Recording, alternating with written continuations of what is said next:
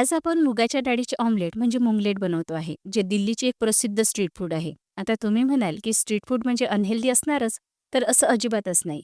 हे असं street food आहे, जे भरपूर पौष्टिक आहे, चवीला तर खूपच मस्त लागतं आणि सर्वात महत्त्वाचं म्हणजे वजन कमी करण्यासाठी सर्वोत्तम आहे. कारण यामध्ये फक्त मुगाच्या डाळीचा आणि भरपूर भाज्यांचा वापर झालेला आहे. नक्की ट्राय करा.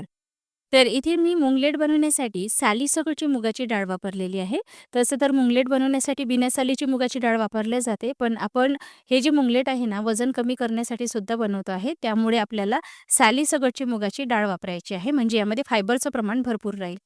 तर मी इथे जास्त प्रमाणात मुगाची डाळ भिजत घातलेली होती, पण मी एवढी वापरणार नाही आहे. यातली अर्धीच मुगाची डाळ मी मिक्सरला वाटून घेते आहे. तर खूप जास्त पातळ करायची नाही. गरज पडल्यास अगदी थोडं पाणी घालायचं, म्हणजे जसं आपलं इडली बॅटर असतं ना, तशी कन्सिस्टन्सी यायला हवी. तेवढं आपल्याला वाटायचं आहे आणि अगदी बारीक वाटायचं. तुमच्याकडे जर सालीसकटची मुगाची डाळ नसेल ना, तर बिना सालीची मुगाची डाळ तुम्ही इथे वापरू शकता आणि थोड्या प्रमाणात तुम्ही त्यामध्ये उडीदसुद्धा घालू शकता, चवीसाठी घालायचं असेल तर. पण जर तुम्हाला वेट लॉससाठी बनवायचं असेल ना, तर सालीसकटची फक्त मुगाची डाळच वापरा. तर आता हे मुगाचं जे बॅटर आहे ना, 2 ते 3 मिनिटासाठी जोऱ्या-जोऱ्यात फेटायचं आहे. म्हणजे यामध्ये हवा भरल्या जाईल, बॅटर हलकं होईल आणि त्यापासून जे मुंगलेट आपण तयार करू ना, ते छान फ्लफी आणि लाईट होईल. तर बघू शकता छान लाईट झालेलं आहे, फ्लफी झालेलं आहे. आता हे बॅटर आपण बाजूला ठेवूया. मुंगलेट बनवण्यासाठी आपल्याला भाज्या कुठल्या लागणार आहे ते बघूया. भाज्या तुमच्या आवडीनुसार घ्यायच्या आहे किंवा तुमच्या घरी ज्या उपलब्ध असतील त्या भाज्यांचाही वापर तुम्ही करू शकता.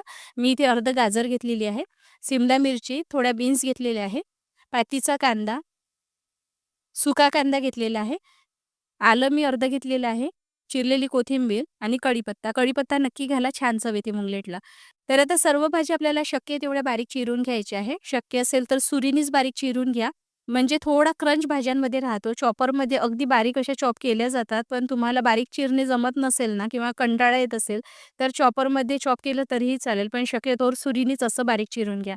तर मी गाजर जे आहे ना, असं बारीकसुद्धा चिरून घेतलेलं होतं आणि काही गाजर मी लांब-लांब असं चिरून घेतलेलं होतं, म्हणजे वर घालायला छान दिसतं.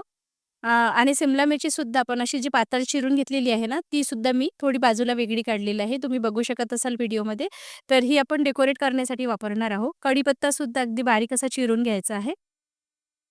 सुका कांदासुद्धा मी बारीक चिरून घेतलेला आहे आणि टोमॅटो मी अर्धाच वापरते आहे. यातल्या बिया आणि रस काढून घ्यायचा आणि नंतर बारीक चिरून घ्यायचा. पातीचा कांदासुद्धा असाच बारीक चिरायचा आहे.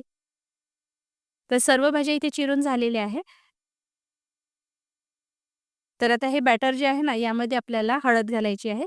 मी अर्धा चमचा इथे हळद घालते आहे.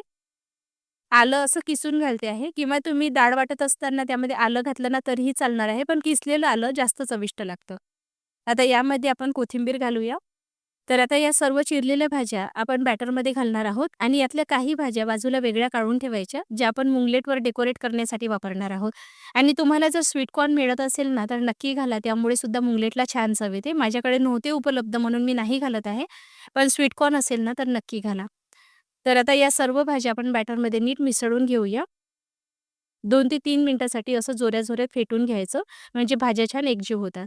चला आता मुंगलेट बनवण्यासाठी ना आपल्याला नॉनस्टिक पॅन लागणार आहे. तर काठा असलेला असाच पॅन वापरायचा आणि नॉनस्टिक वापरायचा. आता इथे मी पॅनमध्ये 1 चमचा बटर घातलेला आहे. पण तुम्हाला वेट लॉस करत असताना बटरचा वापर अजिबात करायचाच नसेल, तर तुम्ही 1 चमचा गाईच्या तुपाचाही वापर करू शकता. हे मुंगलेट मी स्ट्रीट फूड जसं बनवलं जातं ना, त्या पद्धतीने बनवते आहे. त्यामुळे बटरमध्ये बनवलेलं जास्त चविष्ट लागतं. पण वेट लॉससाठी तुम्ही काय काळजी घ्यायला हवी, हे सुद्धा सोबत-सोबत मी तुम्हाला सांगतेच आहे. त्यामुळे वेट लॉससाठी बनवत असताना तुम्ही बटरऐवजी तुपाचा वापर करा. आणि जसं मी तुम्हाला सांगितलं, मूग जे मी वापरलेले आहे, ते सालीसकटचे वापरलेले आहेत. हे वेट लॉससाठी जास्त पौष्टिक असतात. आता इथे मी 1/4 टीस्पून एवढा बेकिंग सोडा घातलेला आहे. यामुळे जे बॅटर आहे ना, छान फुलतं आणि मुंगलेटसुद्धा हलकं-फुलकं होतं. तर आता आपल्याला गॅसची फ्लेम मध्यम आचेवर ठेवायची आहे आणि आता हे बॅटर आपल्याला पॅनमध्ये पसरवून घ्यायचं आहे. जसं मी तुम्हाला सांगितलं, हे मुंगलेट मी स्ट्रीट फूडच्या पद्धतीने बनवते आहे. त्यामुळे बटरचा वापर इथे तुम्हाला जास्त दिसत असेल, कारण स्ट्रीट फूडमध्ये बटरचा वापर जास्त केलाच जातो. पण वेट लॉससाठी जसं मी तुम्हाला सांगितलं, बटर असो किंवा तूप असो, याचा वापर मर्यादितच करावा, जास्त करू नये आणि तेलाचाही वापर शक्यतोवर टाळावाच. तर इथे तुम्ही गाईच्या तुपाचाही वापर करू शकता, म्हशीच्याही तुपाचा वापर करू शकता किंवा बटरसुद्धा वेट लॉसमध्ये थोड्या प्रमाणात घेतलं ना तरी चालणार आहे. तर मुंगलेट पसरवून झाल्यानंतर फक्त 2 ते 3 मिनिटासाठी मध्यम आचेवर हे मुंगलेट मी शिजवून घेतलेलं होतं आणि वरील बाजू बघू शकता तुम्ही अजूनही ओलसर आहे. तेव्हाच आपल्याला भाज्या घालायच्या आहे. यामुळे मुंगलेट दिसायला छान दिसतं. परत मी झाकण ठेवून 5-1 मिनिटासाठी शिजवून घेतलेलं होतं आणि अजूनही वरील बाजू ओलसरच आहे. त्याच वेळी आपल्याला असं मार्किंग करून घ्यायचं आहे. म्हणजे जसं ऑमलेटला आपण मार्किंग करतो ना, तसं मार्किंग करायचं. म्हणजे हे दिसायला खूप छान दिसतं आणि खात असताना आपल्याला कट करायला सुद्धा सोपं जातं. तर मार्किंग करून झाल्यानंतर काय करायचं, झाकण ठेवायचं आणि अगदी मंद आचेवर जोवर वरील बाजू कोरडी होत नाही ना, तोवर मुंगलेट शिजवून घ्यायचं. मी इकडे बटरसुद्धा वितळवून घेतलेलं होतं, कारण अजूनही काही मुंगलेट मी बनवणार आहे. त्यासाठी बटर मी इकडे वितळवून तयार केलेलं आहे. आता वरील बाजू बघू शकता कोरडी झालेली आहे. याला पलटवून घ्यायचं बघू शकता. रंग बघा काय मस्त आलेला आहे. तर इथे मी 1 ते 2 चमचे बटर घालते आहे. तुम्ही ब्रशनी सुद्धा बटर लावू शकता, म्हणजे कमी प्रमाणात वापरल्या जाईल. पण मी इथे स्ट्रीट फूड म्हणून बनवते आहे, म्हणून बटर मी थोडं जास्त घातलेलं आहे. यामुळे मुंगलेट क्रिस्पीसुद्धा होतं आणि वरील बाजू आता आपल्याला छान खरपूस होईपर्यंत भाजायची आहे. तर भाजण्याआधी काय करायचं, थोडं बटर लावून घ्यायचं किंवा गाईचं तूप लावून घ्यायचं. असं पसरवून घ्यायचं आणि पलटवून घेतल्यानंतर आता झाकण ठेवायचं नाही, क्रिस्पी होईपर्यंत शिजवून घ्यायचं. आता गॅस तुम्ही मध्यम आचेवर सुद्धा ठेवू शकता.